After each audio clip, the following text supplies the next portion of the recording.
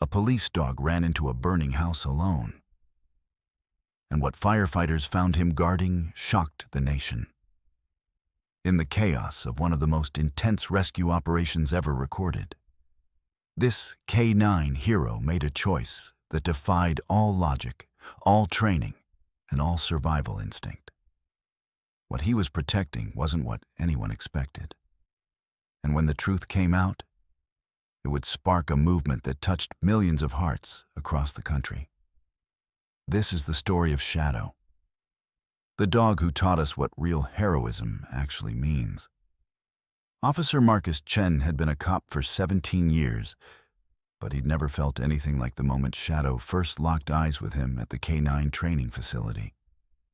Most police dogs are born into the job.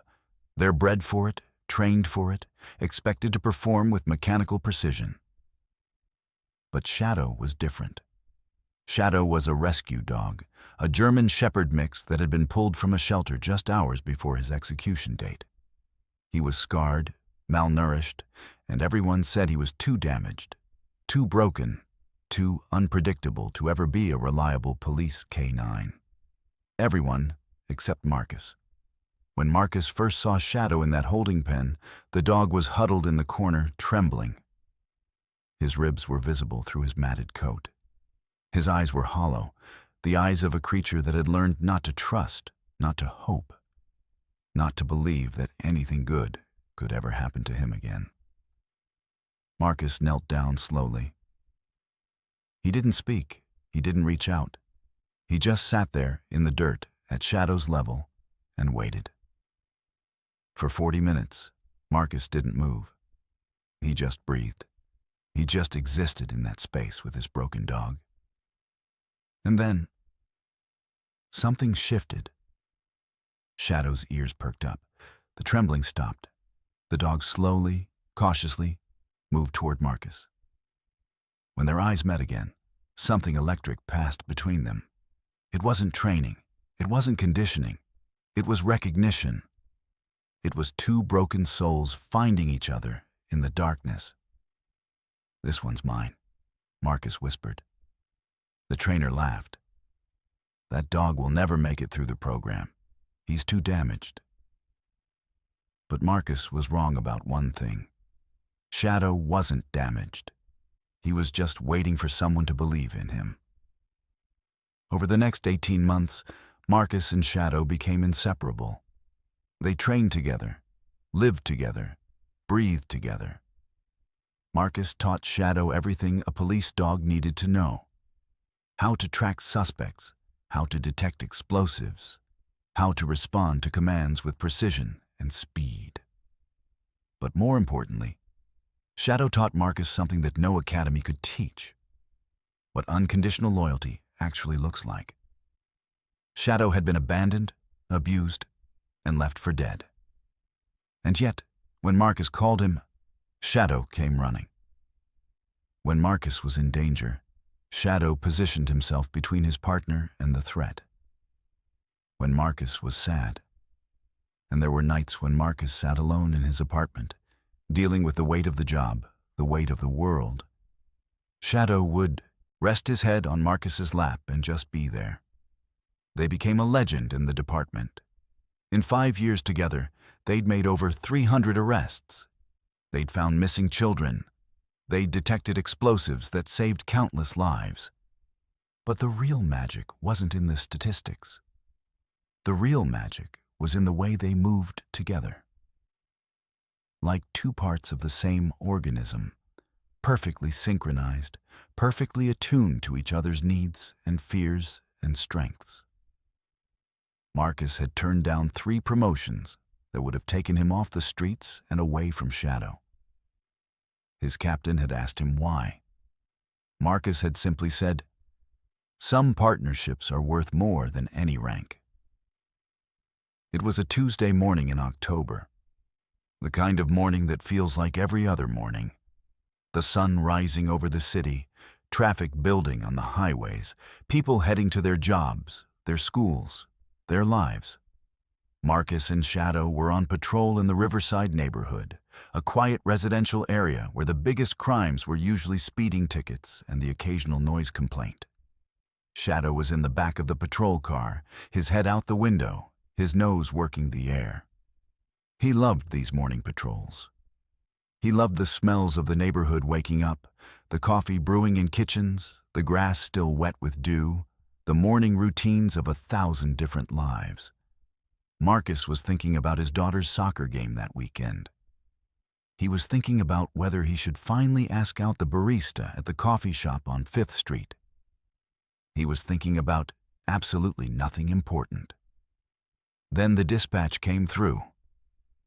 All units, we have a structure fire at 447 Maple Street. Possible occupants inside. Fire department en route. Police units establish perimeter. Marcus's hand immediately went to the radio. Unit 12 responding. He hit the lights and sirens, and Shadow's head snapped up. The dog knew this sound. This was the sound that meant something was wrong. This was the sound that meant it was time to work. As Marcus raced toward Maple Street, he had no idea that his life was about to change forever. He had no idea that the next few hours would test everything he and Shadow had built together. He had no idea that Shadow was about to make a choice that would define them both for the rest of their lives. Marcus pulled up to 447 Maple Street and immediately understood the gravity of the situation. The house was fully engulfed. Flames were shooting out of every window. The heat was so intense that Marcus could feel it from 50 yards away. Black smoke was pouring into the sky like a living thing, a dark column that seemed to reach toward the heavens, as if to warn God himself that something terrible was happening down here on Earth. Fire trucks were already on scene. Firefighters in full gear were setting up equipment, running hoses, establishing command posts. But there was something in the air. Something more than just the heat and smoke. There was panic. There was urgency. There was the unspoken knowledge that someone was still inside that inferno. Chief Rodriguez, the fire commander, saw Marcus pull up and immediately jogged over. "Chen, we've got a situation," Rodriguez said, his voice tight. "Neighbor called it in. Says the family that lives here, the Mitchells, they were home this morning. We haven't been able to make contact. We don't know if they're still inside." Marcus felt his stomach drop. A family, possibly trapped in that. "We're going in," Rodriguez continued. "But we need every resource we can get. Your dog, can Shadow help us search?" Marcus looked at Shadow, who was already standing at attention in the back of the car, his entire body vibrating with readiness. Shadow knew something was wrong. Shadow knew people needed help. "Yeah," Marcus said. "Shadow can help." But neither Marcus nor Shadow had any idea what was waiting for them at 447 Maple Street, or what Shadow would be forced to choose between duty and survival. Marcus suited up quickly. The firefighters had a protective gear for K9s, a heat-resistant vest with reflective strips, and Marcus fitted it carefully over Shadow's muscular frame. Shadow stood perfectly still, sensing the urgency in Marcus's movements, the tension in his voice. "Stay close," Marcus whispered, running his hand over Shadow's head. "We find them. We bring them home." Shadow's tail didn't wag. This wasn't playtime. This was work. This was the thing they'd trained for, the thing Shadow's entire being was built to do. Chief Rodriguez briefed them quickly. "The Mitchells, that's David, Sarah, and their 2 kids, Emma and Lucas. Ages 8 and 5. Last known location was the master bedroom upstairs, back right corner of the house. The front entrance is compromised, but we've got a side door that's still accessible. You'll have maybe 3 minutes before the structural integrity becomes too unstable. If you find them, signal immediately and get out. Don't be a hero." Marcus nodded, but they both knew that in a situation like this, everyone was a hero or no one was. The heat hit them like a physical force the moment they stepped through the side door. It was beyond anything Marcus had ever experienced. A wall of pure, suffocating temperature that made breathing feel like inhaling fire. Smoke so thick you couldn't see more than a few feet ahead. The sound was deafening. The roar of flames, the crack of burning wood, the groan of the house as it slowly consumed itself. Shadow immediately went to work. His nose was his superpower, and he didn't hesitate. The dog moved deeper into the house, his body low, his senses completely focused. Marcus stayed close, one hand on Shadow's harness, his other hand covering his mouth and nose. The downstairs was a maze of fire and darkness. Furniture was burning. The walls were glowing orange. Marcus could feel the heat trying to penetrate his gear, trying to find the skin beneath. His eyes were watering so badly, he could barely see. Shadow pulled him toward the staircase. The dog's behavior had shifted. He was moving with purpose, with urgency, with the unmistakable certainty of a tracker who had caught a scent. There was someone here. There were people here. They started up the stairs. The wood was hot beneath Marcus's boots, and he could feel it flexing under their weight. This was the danger zone. This was where buildings collapsed. This was where firefighters died. But Shadow didn't hesitate. The second floor was even worse. The fire had spread here with vengeance, consuming the hallway, blocking off entire sections of the house. Marcus's mind was racing through the layout Rodriguez had described. Master bedroom, back right corner. They had to get there. They had to get there now. Shadow pulled harder, dragging Marcus through the smoke. The dog's eyes were watering too, but he didn't slow down. He didn't stop. He moved like he was being pulled by something stronger than the fire itself. Something stronger than survival instinct. They reached the master bedroom. The door was still intact, but it was hot, so hot that Marcus could feel the heat radiating from it from 3 feet away. He grabbed the handle with his gloved hand and yanked it open. The room beyond was a hellscape. The far wall was completely engulfed in flames. The ceiling was starting to sag, and there, huddled in the corner farthest from the fire, the corner that Shadow had led them to with unerring precision, were 3 figures. David Mitchell was crouched over his 2 children, shielding them with his body. Sarah was unconscious beside them, overcome by smoke inhalation. "Police!" Marcus shouted. "We have to go, now!" David's head snapped up, and for a moment, Marcus saw something in his eyes. A desperate mixture of hope and disbelief that someone had actually come. That rescue was actually possible. They didn't have time for words. Marcus grabbed David's arm and started pulling him toward the door. Shadow was already moving, already herding them like the dog had been born to do this exact thing in this exact moment. But as they reached the doorway, something terrible happened. The ceiling above them groaned, a sound like the earth itself was breaking. And then, with a deafening crack, a support beam gave way. It came down fast, a massive piece of burning wood that blocked the hallway, cutting off their escape route. Marcus's heart stopped. They were trapped. The only way out was blocked, and the fire was spreading toward them with terrifying speed.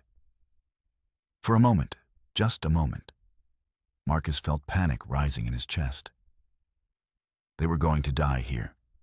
All of them. David, his children, Sarah, Marcus, and Shadow. They were all going to burn.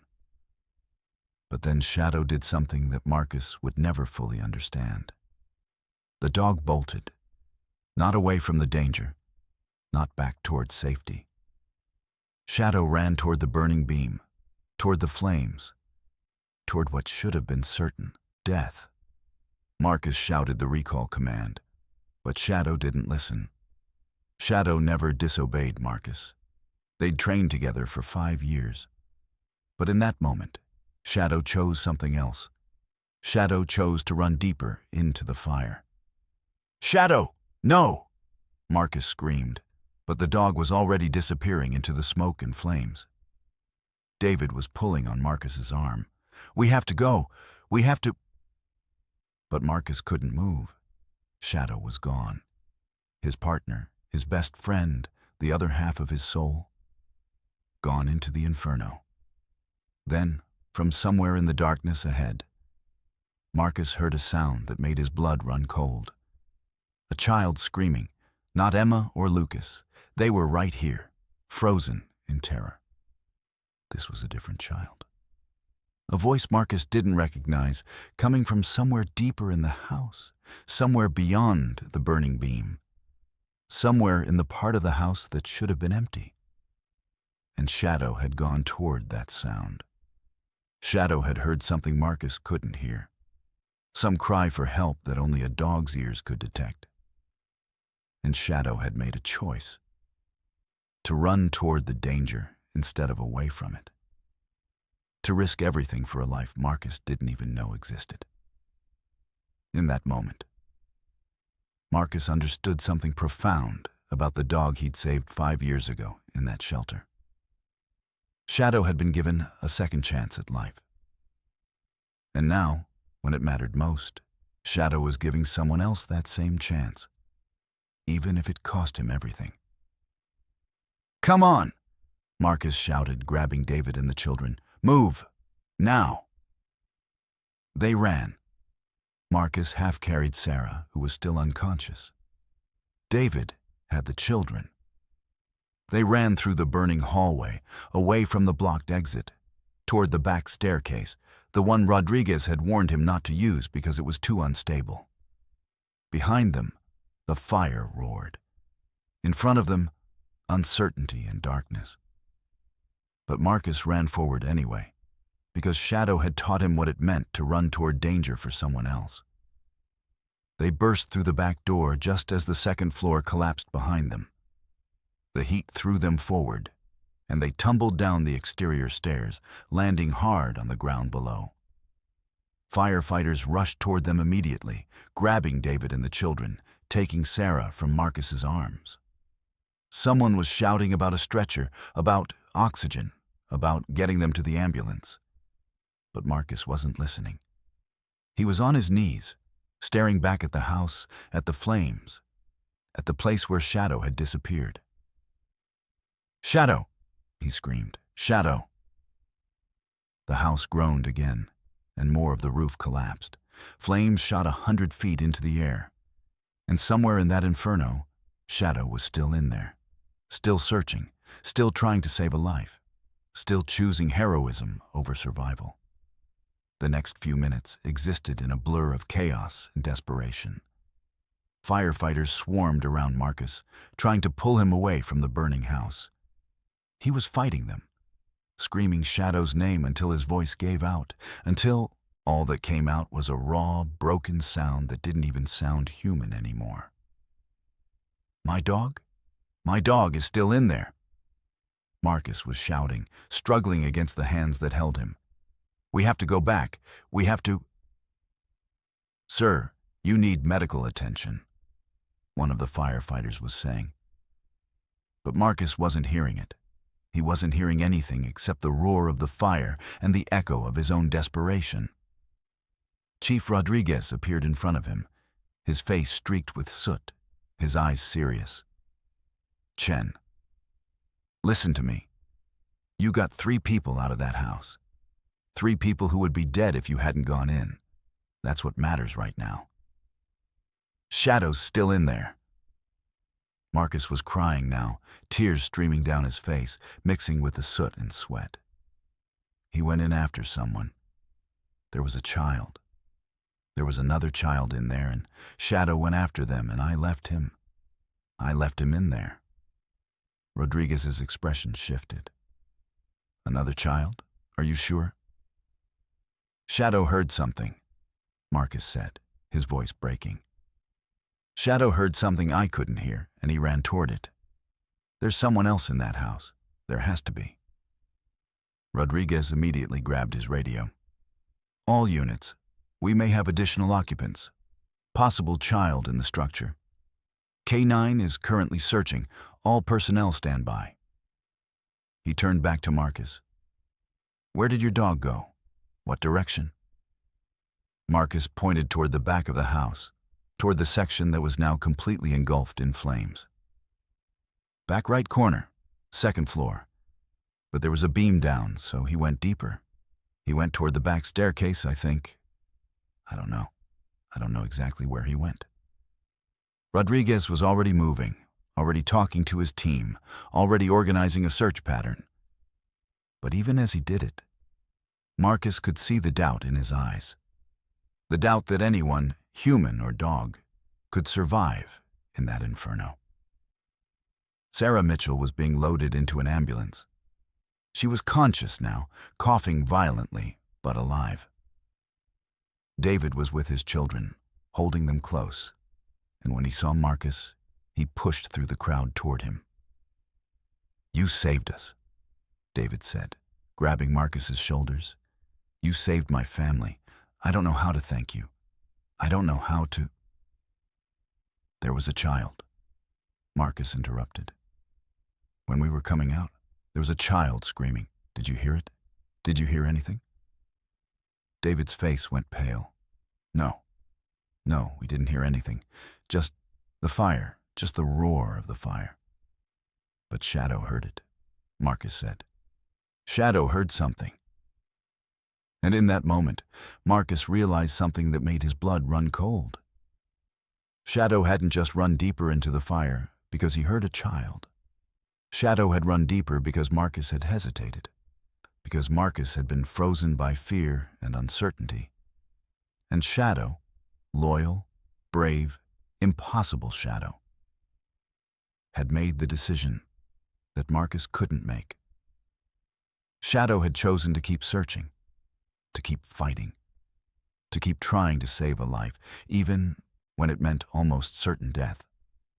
The next hour was the longest hour of Marcus's life. Firefighters went back into the house 3 times. Each time they came back out empty-handed, shaking their heads, their faces grim. The fire was spreading too fast. The structure was too unstable. No one else could go in. Marcus stood at the perimeter, watching the house burn, watching the flames consume everything he loved. His hands were shaking. His entire body was shaking. A paramedic had insisted on treating him for smoke inhalation and minor burns, but Marcus barely felt it. He was numb. He was hollow. He was a man watching his world collapse in real time. And then, just as the fire seemed to have consumed everything, just as the last hope was dying, something happened. A firefighter pointed at the back of the house. "There. Do you see that?" Marcus looked, and for a moment, he couldn't process what he was seeing. A figure was emerging from the smoke. A dark figure, moving slowly, struggling against the heat and the flames. A figure that was carrying something. A figure that was... "Shadow!" Marcus screamed, and he was running before anyone could stop him, running toward the burning house, running toward the impossible. Shadow stumbled out of the back door, and he collapsed the moment his paws touched the grass. His protective vest was singed and smoking. His fur was blackened by soot and flame. His body was trembling with exhaustion and pain. But he was alive. And in his mouth, gripped gently but firmly, was a small child. A girl, maybe 7 or 8 years old, unconscious but breathing. Her clothes were partially burned away. Her skin was red from the heat. But she was alive. She was breathing. Shadow had done it. Shadow had gone into the inferno and found the child that Marcus couldn't find. Shadow had carried her out through the fire, through the smoke, through the heat that should have killed them both. Marcus fell to his knees beside Shadow, and for a moment he couldn't move. He couldn't breathe. He couldn't do anything except stare at his dog, at this impossible creature who had just done the impossible. Shadow, Marcus whispered. Shadow, you crazy, beautiful, impossible dog. Firefighters were already moving, already taking the child from Shadow's mouth, already rushing her to the waiting ambulance. Someone was shouting about oxygen, about burns, about getting her to the hospital immediately. But Marcus didn't move. He stayed on his knees beside Shadow, his hands running over the dog's singed fur, checking for injuries, looking for signs of life. Shadow's eyes opened, burned, watery, but still there. Still focused on Marcus, still full of that same unconditional loyalty that had defined their entire relationship.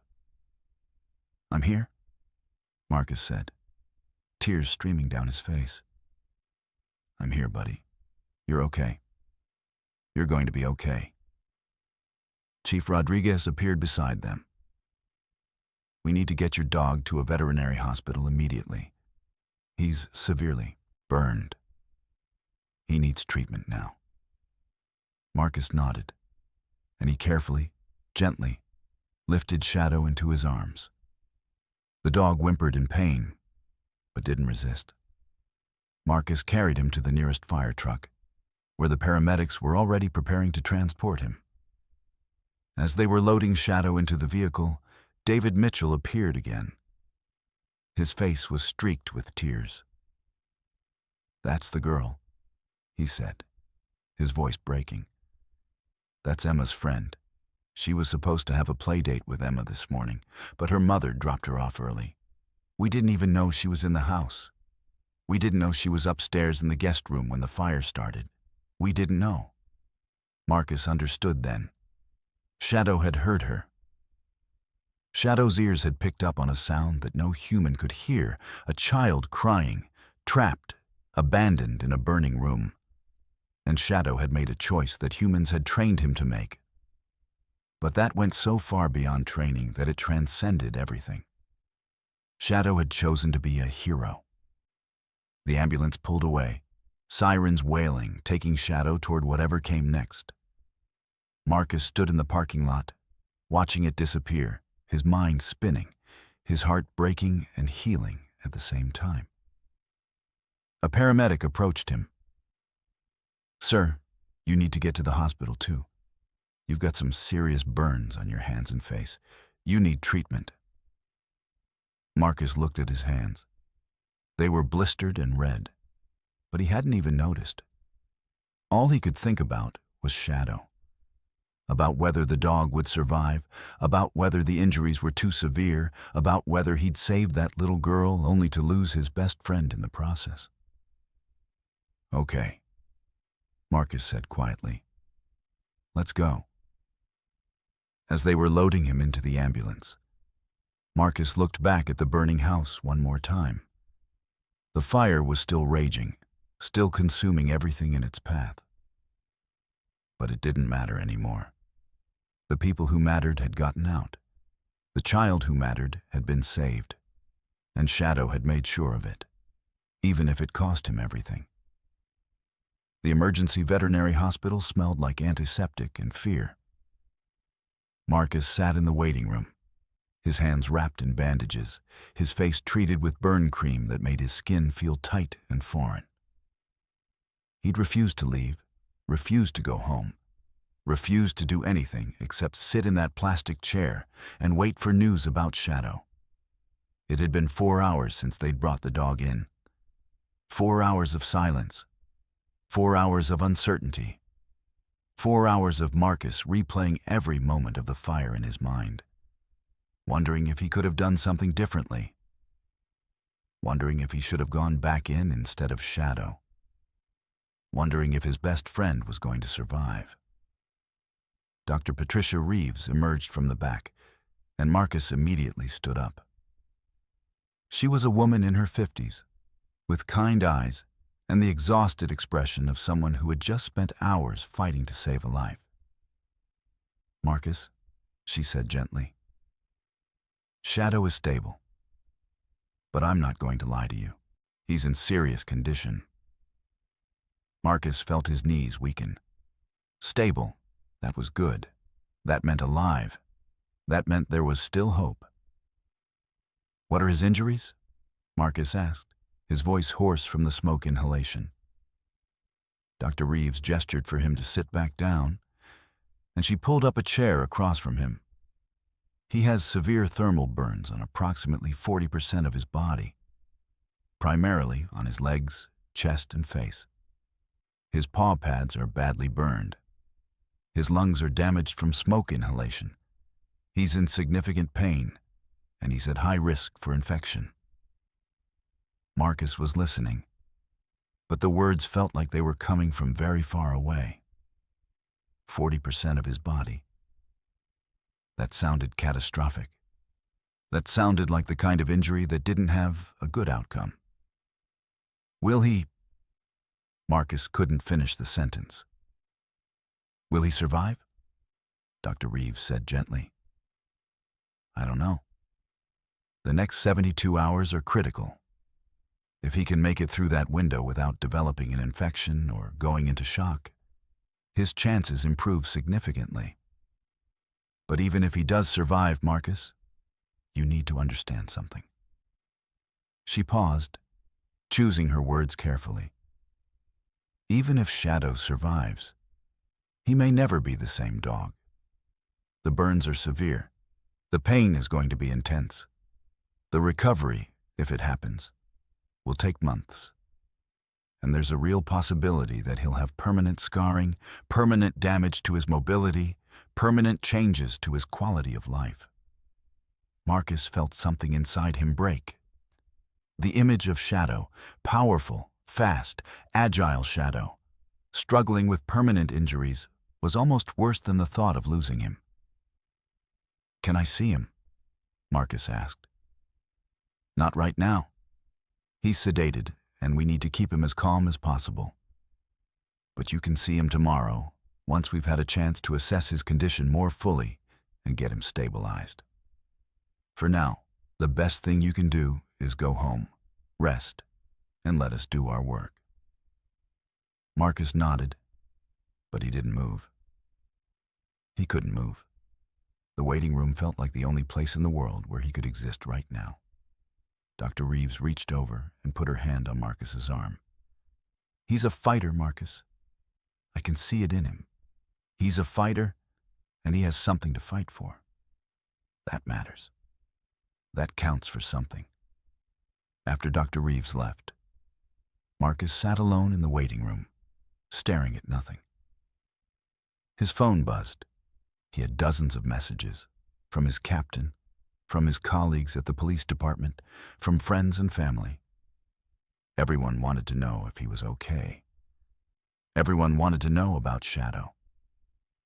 But Marcus couldn't bring himself to respond to any of them. He just sat there, his bandaged hands resting on his lap, and he thought about the moment Shadow had run into the fire. He thought about the choice Shadow had made, and he realized something that he'd been avoiding since the moment the dog had collapsed on the grass outside the burning house. Shadow had almost died. Shadow had run into a burning building and nearly died. And he'd done it because that's what Marcus had trained him to do. That's what Marcus had asked him to do over and over again, in training scenarios and in real situations. Marcus had created a dog that would run into fire. Marcus had built a partner that would choose duty over survival. And now, that choice had nearly cost Shadow everything. The guilt hit Marcus like a physical force. It was his fault. All of it. If he hadn't trained Shadow to be so brave, so loyal, so willing to run toward danger, then Shadow would have run away from the fire instead of deeper into it. Shadow would be home right now, safe and whole and alive. But instead, Shadow was in an ICU, fighting for his life, because Marcus had made him into the kind of dog that couldn't abandon someone in need. Marcus put his head in his hands and wept. He wept for Shadow. He wept for the little girl who had been saved. He wept for David Mitchell and his family. He wept for all of it, for the beauty and the horror of what had happened, for the impossible choice that Shadow had made, for the consequences that were still unfolding. A nurse approached him after a while. "Sir, are you okay? Can I get you anything?" Marcus looked up at her, and he tried to smile, but he couldn't quite manage it. "My dog. He's in the back. Shadow. He was in a fire." The nurse's expression softened. "The police dog? The one who saved that little girl?" Marcus nodded. "That's an incredible dog," the nurse said. "That's a hero." And Marcus realized that the word hero meant something different now. It wasn't something clean and simple and noble. It was messy and painful and complicated. It was a choice that came at a cost. It was loyalty that demanded sacrifice. It was Shadow. That night, Marcus finally left the hospital. He drove home on autopilot, his mind somewhere else entirely. His apartment felt empty without Shadow. The dog's bed was still in the corner of the living room, still smelling like him. His toys were scattered across the floor. His food and water bowls were in the kitchen, waiting for him to come home. Marcus sat on the couch and stared at Shadow's empty bed. And he made himself a promise. If Shadow survived, when Shadow survived, he corrected himself, Marcus would be there for him. Every step of the recovery, every moment of pain, every setback and every small victory. Marcus would be there the way Shadow had always been there for him. Because that's what partners did. That's what love meant. You showed up, you stayed, you fought, even when the fight seemed impossible. Marcus pulled out his phone and called his captain. "Chen," Captain Morrison answered immediately. "How is he?" "He's stable," Marcus said quietly. "But it's going to be a long recovery, if he makes it." "He'll make it," Morrison said with certainty. "That dog's got more heart than any creature I've ever met. He'll make it." "Captain, I need to take some time off," Marcus said. "I need to be here for Shadow. I need to help him through this." "Take all the time you need," Morrison said immediately. "We'll figure out the rest. Right now, you focus on your partner." After Marcus hung up, he sat in the darkness of his apartment and waited for morning. He didn't sleep. He couldn't sleep. He just sat there, thinking about fire and loyalty and the impossible choices that love sometimes demands. And he thought about Shadow, lying in a hospital bed, fighting for his life, because he had heard a child crying in the darkness, because he had chosen to be a hero. The next morning, Marcus was back at the veterinary hospital before it opened. Dr. Reeves found him sitting in the waiting room with 2 cups of cold coffee and dark circles under his eyes that suggested he hadn't slept at all, which he hadn't. "You're here early," she said, not unkindly. "Can I see him?" Marcus asked immediately. Dr. Reeves nodded. "Come on, but I need to prepare you for what you're going to see.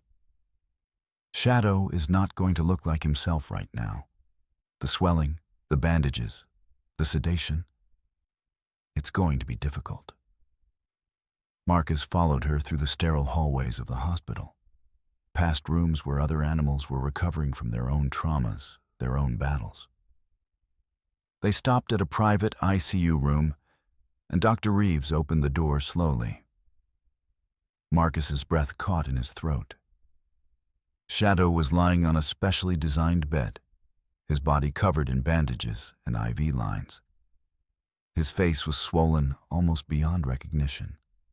His breathing was shallow and labored. He looked small, smaller than Marcus had ever seen him. Like the fire had burned away, not just his fur and skin, but some essential part of his being. "Oh, Shadow," Marcus whispered. And he moved to the side of the bed, careful not to disturb any of the medical equipment. He reached out slowly and placed his bandaged hand on Shadow's unburned shoulder. The dog didn't wake up. He was too deeply sedated. But Marcus could feel his heartbeat, could feel the rise and fall of his breathing, could feel the fact that he was still here, still fighting. "He's on a morphine drip for pain management," Dr. Reeves explained. "We're monitoring his vitals constantly. His lungs are the biggest concern right now. The smoke damage is significant. But his oxygen levels are stable, which is a good sign." "How long will he be sedated?" Marcus asked. "At least another 24 hours. We need to keep him calm and pain-free while his body starts the healing process. After that, we'll gradually reduce the sedation and see how he responds." Marcus nodded, but he wasn't really listening. He was just looking at his dog, at this broken creature who had saved a child's life at the cost of his own health. "You should go home," Dr. Reeves said gently. "Get some rest. Shadow won't know you're here, and you need to take care of yourself. You've got burns too, and you're running on fumes." "I'm staying," Marcus said firmly. "I'm not leaving him alone." Dr. Reeves didn't argue. She just nodded and left Marcus alone with his dog. Marcus pulled a chair close to Shadow's bed and sat down. He didn't take his hand away from Shadow's shoulder. He just sat there, watching the dog breathe, watching the monitors beep, watching time move forward, one agonizing second at a time. Hours passed. The hospital staff came and went, checking on Shadow, adjusting his medications, changing his bandages. Each time they worked on him, Marcus watched carefully, trying to understand the extent of the damage, trying to assess the chances of recovery. The burns on Shadow's legs were the worst. The skin was blackened and blistered, and Dr. Reeves had explained that there was a risk of infection that could lead to sepsis. The burns on his chest were severe, but slightly less critical. His face had taken damage too. His nose and ears were particularly burned, and there was a possibility that the scarring could affect his ability to smell, which for a police dog was catastrophic. But it was Shadow's eyes that haunted Marcus the most. Even sedated, even swollen, even damaged by fire, there was still something in those eyes. Something that refused to break. Something that was still Shadow. Still the dog who had run into a burning building to save a child. Around midnight, Marcus's phone rang. It was David Mitchell. "Officer Chen?" David's voice was shaky. "I'm so sorry to call so late. I needed to know. How is Shadow? Is he going to be okay?"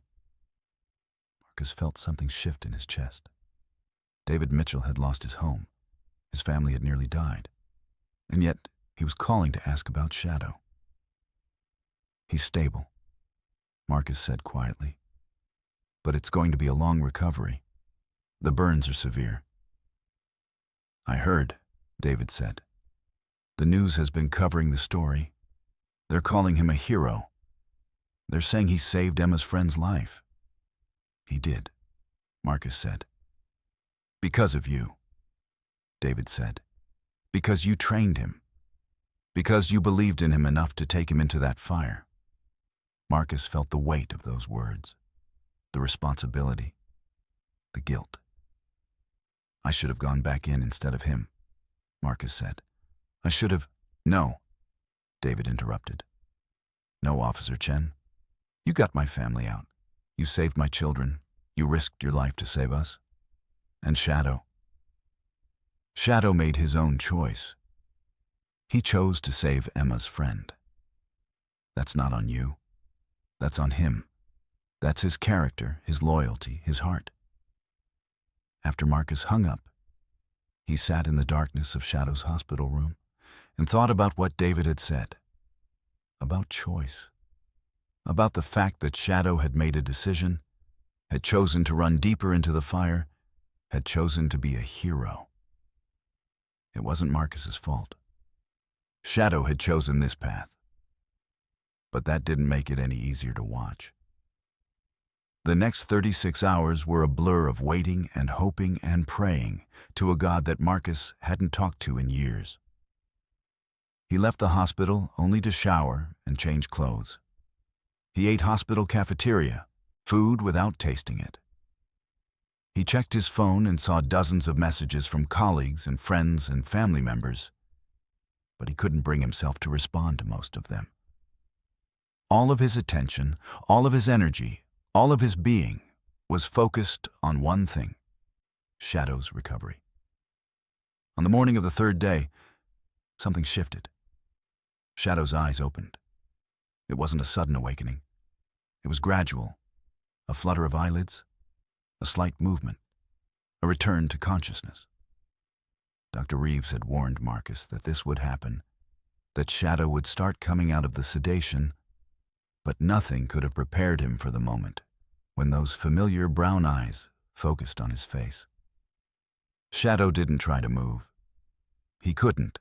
The pain would have been too intense. But his eyes tracked Marcus's face, and there was recognition there. There was awareness.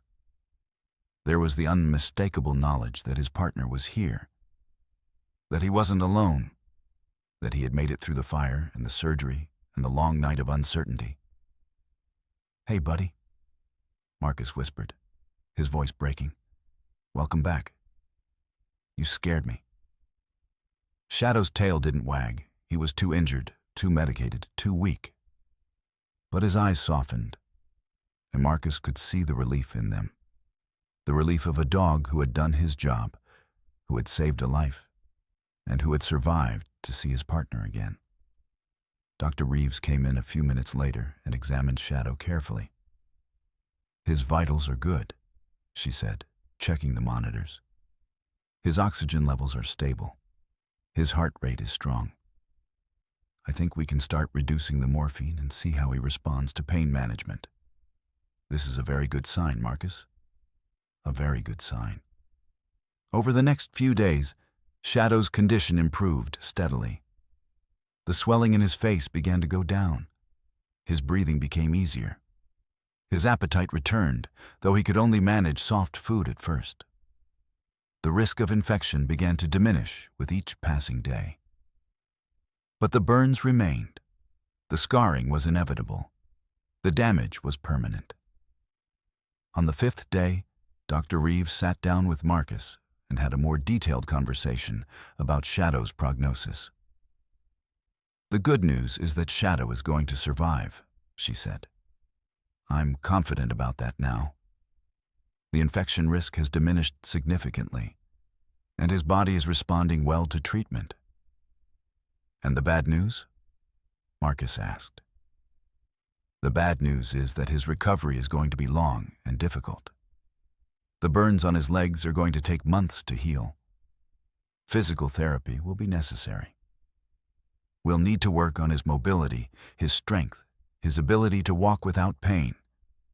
The scarring will be permanent. He may always have some sensitivity in the burned areas." "Will he be able to work?" Marcus asked. "Will he be able to go back to being a police dog?" Dr. Reeves was quiet for a long moment. "Honestly, Marcus, I don't know. It's going to depend on how well he recovers, how much the scarring affects his mobility, how much pain he experiences. But I think you need to prepare yourself for the possibility that Shadow's working days might be over." The words hit Marcus like a punch to the gut.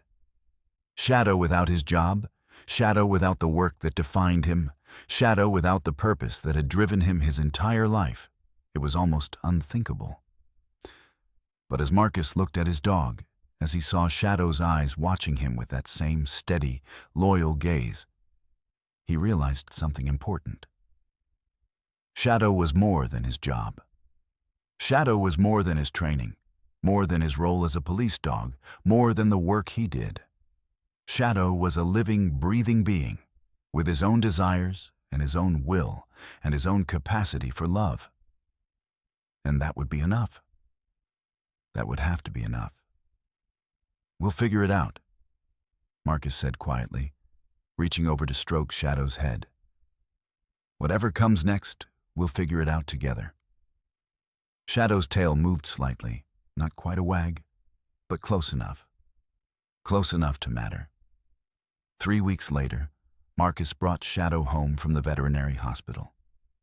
The dog moved slowly, carefully, as if he was relearning how to exist in his own body. His front left leg was still heavily bandaged, and he favored his right side when he walked. His face bore the marks of the fire, scarring around his nose and ears, patches of fur that hadn't grown back yet, a permanent reminder of the inferno he'd survived. But he was alive. And that was everything. Marcus had prepared the apartment carefully. He'd moved Shadow's bed to a spot near the window where the dog could see outside. He'd set up a small ramp so Shadow wouldn't have to navigate the stairs to the bedroom. He'd stocked the kitchen with the special soft food that Dr. Reeves had recommended, and he'd cleared his schedule completely so he could focus entirely on Shadow's recovery. The first night home was the hardest. Shadow slept fitfully, whimpering in his sleep, clearly experiencing pain despite the medication. Marcus sat beside the dog's bed all night, monitoring his breathing, watching for signs of distress, ready to help at a moment's notice. Around 3 in the morning, Shadow woke up and tried to stand. He made it halfway before his injured leg gave out, and he collapsed back onto the bed with a yelp of pain that broke Marcus's heart. "It's okay," Marcus whispered, gently helping Shadow reposition himself. "It's okay, buddy. You're safe. You're home. You're going to heal." Shadow looked up at him with eyes that were full of confusion and pain, as if he couldn't quite understand why his body wasn't responding the way it should. Marcus gave him another dose of pain medication and stayed beside him until the dog finally drifted back to sleep. The next morning, physical therapy began. Dr. Reeves had recommended a canine physical therapist named Dr. James Park, who specialized in helping working dogs recover from severe injuries. James was a man in his 40s with patient eyes and hands that seemed to know exactly how to touch Shadow without causing unnecessary pain. "We're going to take this slowly," James explained on his first visit. "Shadow's muscles have atrophied from inactivity, and the burned tissue needs time to heal. We'll start with gentle range of motion exercises, gradually building up to more intensive work." For the next hour, James worked with Shadow while Marcus watched. He carefully moved Shadow's injured leg through gentle circles, massaging the muscles, working to maintain flexibility even as the wounds healed. Shadow bore it stoically, but Marcus could see the pain in the dog's eyes. "How long until he can walk normally?" Marcus asked. 6 to 8 weeks, if everything goes well," James said. "But normally might be a relative term. Shadow may always have some sensitivity in the burned areas. He may always walk with a slight limp. The important thing is to get him mobile and pain-free enough to have a good quality of life." After James left, Marcus sat with Shadow and tried to process what the next weeks and months would look like. Physical therapy 3 times a week, pain management, wound care, slow, incremental progress toward recovery. It was going to be a marathon, not a sprint. But Marcus was prepared to run it. Over the next 2 weeks, a routine emerged. Marcus would wake up early and take Shadow out to the small yard behind his apartment for bathroom breaks. He'd give Shadow his medications, antibiotics to prevent infection, pain medication to manage the discomfort, supplements to support healing. He'd change Shadow's bandages carefully, following the instructions Dr. Reeves had given him. He'd prepare Shadow's meals and watch the dog eat, making sure he was getting adequate nutrition.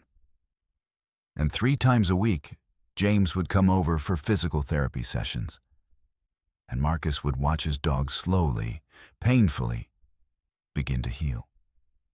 It was during one of these sessions that something unexpected happened. Shadow was working on a simple exercise, walking in a straight line across the living room, when he suddenly stopped. His body went rigid, his nose lifted, and his ears perked forward. "What is it, boy?" Marcus asked, confused. Shadow's entire demeanor had changed.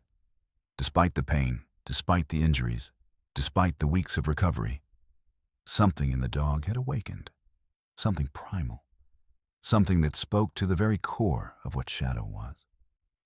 Shadow had caught a scent. James noticed it too. "He's tracking something," James said quietly. "Even injured, even in pain, his instincts are still there." Shadow turned slowly and looked at Marcus. And in that moment, Marcus understood something profound. Shadow wasn't broken. His body was damaged, yes. His ability to work was uncertain, yes.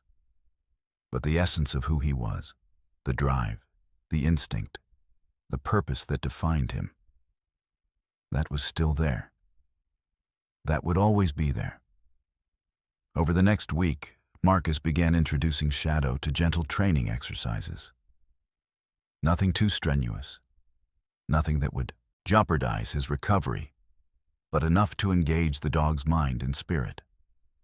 Marcus would hide treats around the apartment and encourage Shadow to find them.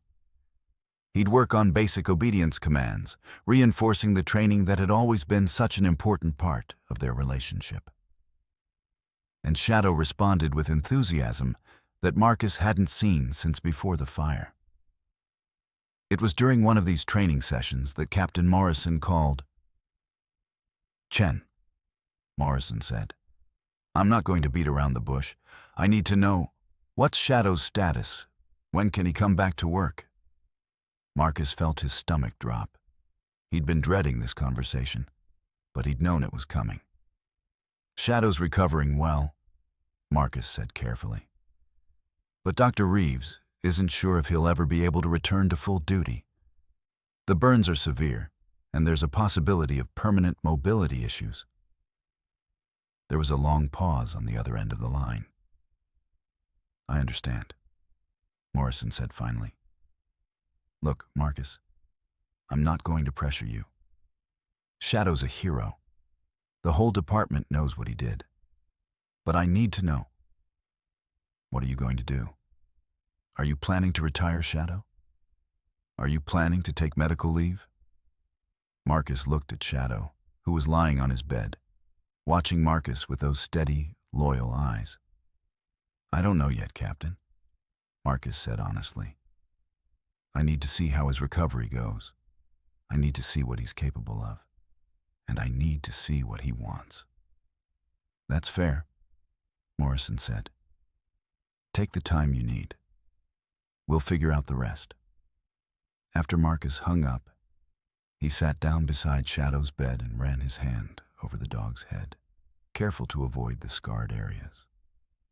"What do you want, buddy?" Marcus asked quietly. "Do you want to go back to work? Do you want to be a police dog again? Or do you want something different?" Shadow's tail thumped against the bed. Not quite a full wag, but close. The dog leaned his head against Marcus's hand, and Marcus felt the weight of the question settle over him. The truth was, Marcus didn't know what Shadow wanted. And more importantly, Marcus was beginning to realize that he didn't know what he wanted either. For 5 years, Marcus's life had been defined by his partnership with Shadow. The work had given him purpose, had given him identity, had given him a reason to get up in the morning. But watching Shadow recover, watching his dog struggle and fight and slowly rebuild himself, Marcus was beginning to understand that there was more to life than work. There was love. There was loyalty. There was the simple act of being present for someone, or in this case, some dog, who mattered more than anything else in the world. And maybe that was enough. Maybe that had to be enough.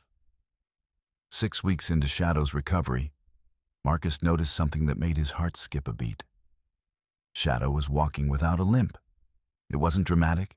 It wasn't the kind of moment that would make headlines or inspire movies. But it was real. And it was significant. And it meant that something fundamental had shifted in Shadow's healing process. Dr. Reeves confirmed it at Shadow's latest checkup. "The scarring is still there," she said, examining Shadow's legs carefully. "And he may always have some sensitivity in these areas. But the mobility is excellent. Better than I expected, honestly. Shadow's body is remarkable." "So he could go back to work?" Marcus asked, though he wasn't entirely sure he wanted to hear the answer. "Physically, yes," Dr. Reeves said. "But Marcus, I want you to think carefully about what that means. Shadow's been through a trauma. His body has been through a trauma. Even if he's physically capable of returning to police work, you need to consider whether that's what's best for him. You need to consider whether pushing him back into high-stress situations is fair, given everything he's been through." Marcus nodded, but the question continued to gnaw at him. What was best for Shadow? What did Shadow need?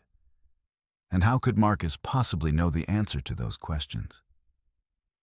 That evening, Marcus did something he hadn't done in weeks. He called his ex-wife, Sarah. They had divorced 3 years ago, amicably but definitively. The marriage had fallen apart under the weight of Marcus's job, his long hours, his emotional distance. Sarah had wanted a partner who was present, who could be vulnerable, who could let her in. Marcus had been unable to give her those things. He'd been too focused on work, too defined by his role as a police officer, too afraid to let anyone see the parts of himself that were broken or uncertain. Sarah had moved on. She'd remarried, had a child, had built a life that didn't include Marcus. But they'd maintained a cordial relationship, and Marcus respected her opinion. "Marcus?" Sarah's voice on the phone was surprised. "Is everything okay? Is it about Shadow? I saw the news about the fire." "Everything's okay," Marcus said. "Shadow's recovering really well, actually. That's why I'm calling. I'm trying to figure out what to do next, and I thought maybe you could help me think it through." There was a pause. "Of course. What's going on?"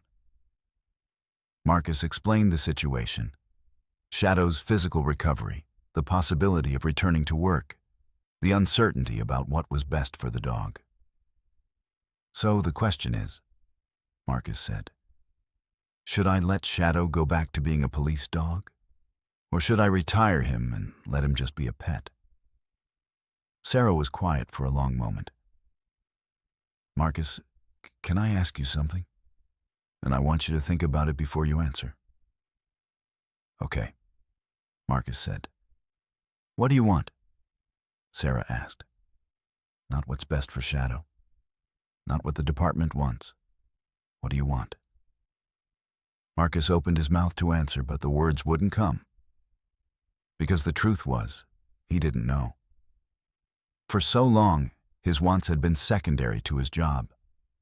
His wants had been absorbed into his role as a police officer, as Shadow's handler, as a professional who put duty above everything else. "I don't know," Marcus admitted finally. "Then maybe that's what you need to figure out first," Sarah said gently. "Before you make any decisions about Shadow, you need to figure out what you want. What would make you happy? What would give your life meaning beyond the job?" After Marcus hung up, he sat in the darkness of his apartment and thought about Sarah's question. What did he want? The answer that came to him was surprising, because it wasn't what he expected. He wanted time. He wanted to be present.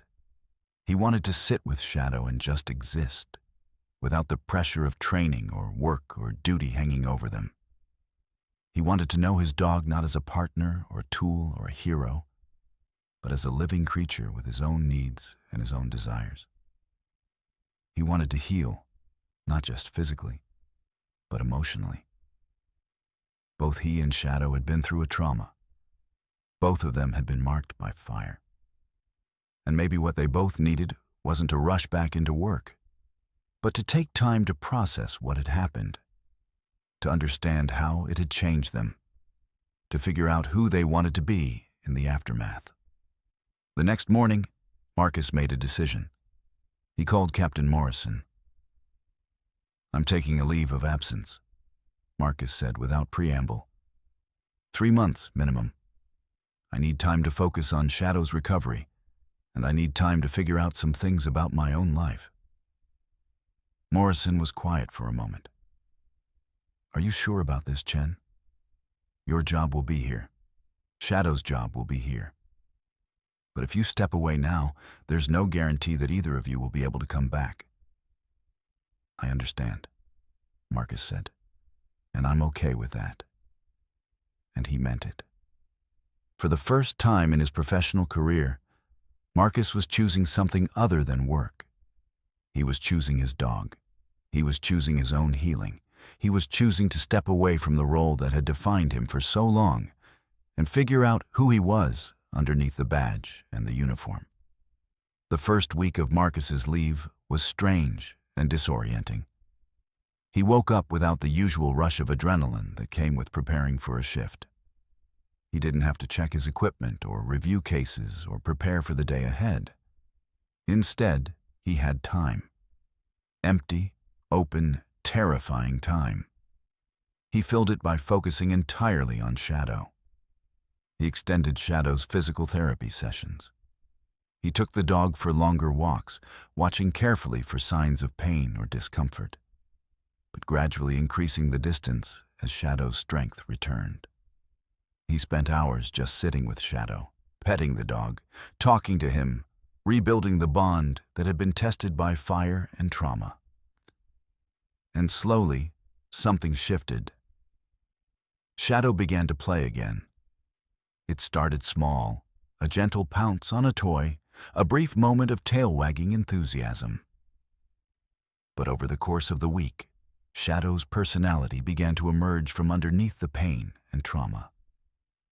The dog would bring Marcus his favorite ball and drop it at his feet, asking to play. Shadow would run through the apartment with a toy in his mouth, his injured leg moving more smoothly with each passing day. Shadow would press his head against Marcus's leg and demand attention with the kind of joyful insistence that Marcus had thought might be lost forever.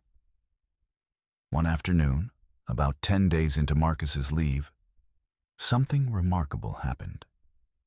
Marcus was in the backyard with Shadow, and he decided to try something he'd been hesitant to do since the dog's recovery began. He picked up a stick and threw it across the yard, not far, just a short distance. Shadow's entire body went rigid. His nose lifted, his ears perked forward. And for a moment, Marcus thought he saw the police dog, the working dog, the dog who had run into fire to save a child. Then Shadow took off. He ran after the stick, his gait slightly uneven but increasingly confident with each stride. He reached the stick, grabbed it in his mouth, and turned back toward Marcus. His tail was wagging. His eyes were bright. His entire being radiated joy. Marcus felt tears streaming down his face as Shadow bounded back toward him, stick in mouth, ready to do it all over again. "Good boy," Marcus said, taking the stick and throwing it again. "Good boy, Shadow. Such a good boy." They played like that for an hour, until Shadow finally tired and lay down in the grass, panting heavily but clearly content. Marcus sat down beside the dog and ran his hand over Shadow's head, and he realized something important. This was healing. Not just the physical healing of wounds and scarring, but the emotional healing that came from joy, from play, from the simple act of being alive and loved and present in the moment. That evening, Marcus called Dr. Reeves. "I have a question," Marcus said. "Shadow's physical recovery is going really well, but I'm wondering about the psychological aspect. How do we know if he's ready to go back to work?" How do we know if the trauma has affected him in ways that might make police work dangerous or harmful? That's an excellent question, Dr. Reeves said. The truth is, there's no one-size-fits-all answer. Some dogs bounce back from trauma quickly. Others need more time. Some dogs are never the same after experiencing something like what Shadow experienced. The best way to assess it is through careful observation and professional evaluation. I'd recommend having Shadow evaluated by a canine behaviorist before making any decisions about his return to work. Marcus took her advice and scheduled an appointment with Dr. Elena Rodriguez, a canine behaviorist who specialized in working dogs. Dr. Rodriguez was a woman in her 50s with sharp eyes and an intuitive understanding of dog psychology. She spent 2 hours with Shadow, observing his behavior, testing his responses to various stimuli, evaluating his emotional state and his capacity to handle stress. At the end of the evaluation, she sat down with Marcus and gave him her assessment. Shadow is a remarkable dog, Dr. Rodriguez began. He's resilient, intelligent, and emotionally stable despite the trauma he's experienced. However, I do notice some changes in his behavior that are worth noting. What kind of changes? Marcus asked, his heart sinking slightly. Nothing alarming, Dr. Rodriguez said quickly. But Shadow is more cautious now. He's more aware of his physical limitations. He's less impulsive. In some ways, these are positive changes. They suggest that Shadow has learned from his experience and has developed a more nuanced understanding of his own capabilities. But, Marcus prompted, sensing there was more. But, Dr. Rodriguez continued, I'm not sure that these changes are compatible with police work. Police work requires a certain level of fearlessness, a willingness to run toward danger without hesitation. Shadow still has those instincts. I can see them. But they're tempered now. He's thinking before he acts. He's considering the risks. And while that might make him a safer, more balanced dog in everyday life, it might make him less effective as a police dog. Marcus nodded slowly, processing this information. What would you recommend? Marcus asked. I would recommend that you give Shadow more time, Dr. Rodriguez said. Let him continue to heal, both physically and emotionally. In a few months, you can reassess. Maybe Shadow will return to his previous level of fearlessness. Or maybe he'll remain more cautious, more thoughtful. Either way, you'll have a clearer picture of what he's truly capable of. That night, Marcus made another phone call to Captain Morrison. I'm extending my leave, Marcus said. I'm going to take another 3 months minimum. Shadow needs more time to recover, and so do I. Morrison didn't argue. Take the time you need, Chen. We'll figure it out. After Marcus hung up, he sat with Shadow and thought about what the future might hold. He thought about the possibility that Shadow might never return to police work. He thought about the possibility that this fire, this trauma, this moment of heroism might mark the end of Shadow's career as a working dog. And surprisingly, he found that he was okay with it. Because watching Shadow play in the backyard, watching him enjoy the simple pleasures of existence, watching him heal and grow and discover who he was beyond his job, that was enough. More than enough. That was everything. Shadow looked up at Marcus from his bed, his scarred face peaceful, his eyes full of love and trust. And Marcus realized that his dog didn't need to be a hero. Shadow didn't need to be a police dog or a working dog or anything other than what he was right now. Shadow just needed to be loved. And Marcus could give him that. Marcus could give him that forever.